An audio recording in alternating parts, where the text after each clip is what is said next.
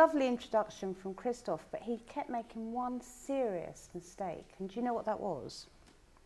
What's your name?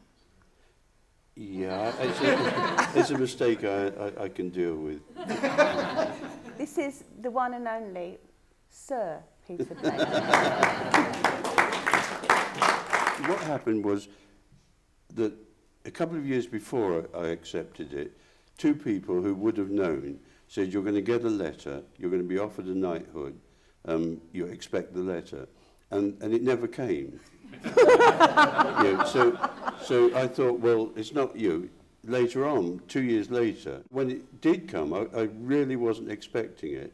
And it simply says, if you were offered a knighthood, would you accept? Yes or no? and you tick yes or no. Brilliant. Peter's studio is probably one of the most crazy, insane places you could ever go in your life. It's like a completely surreal experience. He collects everything under the sun, but in a very precise, correct, ordered way. So his studio is like ginormous. I don't know how many square feet is it altogether? 3,500. 3,500 square feet. But I would say the area that he paints in, which is the kitchen, is about the size of, no bigger than this stage. Everything else is just this absolute amazing collection of objects, and it's kind of what inspires Peter in terms of collaging and putting things together. And what I like really about this show is you've somehow created that intensity. I mean, you could spend years in there walking around looking at things, get lost. My generation, all right, we're all getting on a bit now in our 40s, but we're, all of us, absolute from Damien, Sarah Lucas, Gavin Turk, Matt Collishaw, myself, we all adore Peter and we adore his work because Peter, right from the beginning, this is like maybe 15, 20 years ago, made immediate connection with all of us. It's almost like you just honed in. I've got some kindred spirits. I'm back. This is where it's happening with art. And Peter totally embraced my generation of artists and also younger artists now. And why? I mean, I like you. It's as simple as that. I like what you're doing, and I like you as a group. And I admired the fact that it's dissipated a bit now, but early on, you were incredibly supportive of each other. All the artists supported each other. They weren't bitchy about each other. You had a kind of infrastructure of young critics who supported you, young dealers who supported you, and you were nice to each other. And my generation haven't always been very nice to each other, which we won't go into. Come on. But you know,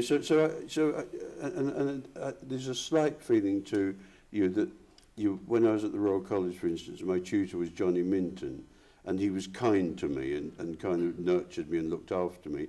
I remembered that, and I just think it's important that you put something back. You're given to, and you give in turn. I like this idea of Peter Blake and Andy Warhol. Rather sadly, the last time we might have met, there was a dinner at Michael Chow's restaurant, and we were right across the room. He was with a separate party. And I was literally across the room, and Michael came over and said, Andy would really like to meet you. And I said, not again. I said, Michael, look, we've met 8 times. We've never ever had anything in common. I'm not going to come across. So I stayed at my table and didn't go across, and it was so churlish and silly. I mean, looking back, I should have gone across and hugged him and said, hello, Andy. And what would he have said? What do you want? Why have you got He probably would. But he, I mean, I admire what he was.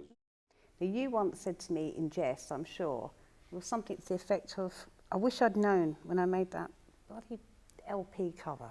I wish I'd known what effect it was going to have on the rest of my career. And you were joking, but also I think there was a kind of serious tone as well. How do you feel about it that everybody who knows of your name associates you with the Beatles and with that LP cover? They might not have even looked or seen anything else you've done, but they know that. You have the same problem. I mean, you have the bed, don't you? And you have the tent.